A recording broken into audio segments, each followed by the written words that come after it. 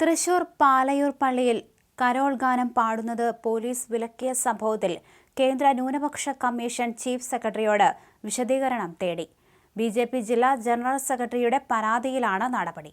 ജനുവരി 15-നുള്ളിൽ report സമർപ്പിക്കണമെന്നാണ് കമ്മീഷന്റെ നിർദ്ദേശം.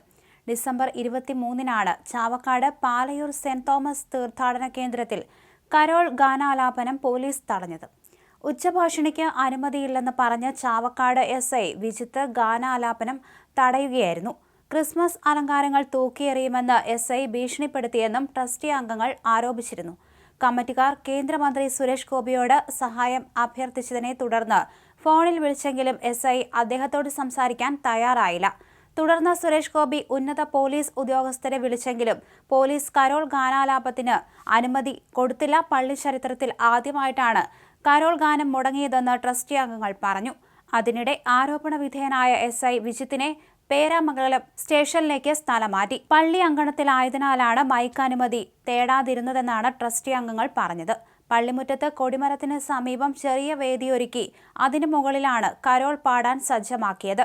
എന്നാൽ കരോൾ നടത്തിയാൽ വേദിയിലൊരുക്കിയ നക്ഷത്രങ്ങളും മറ്റും വലിച്ചെറിയുമെന്ന് എസ്.ഐ. വിജിത്ത് ഭീഷണിപ്പെടുത്തിയതായാണ് തീർത്ഥ കേന്ദ്രം ട്രസ്റ്റി അംഗങ്ങൾ പറഞ്ഞത്.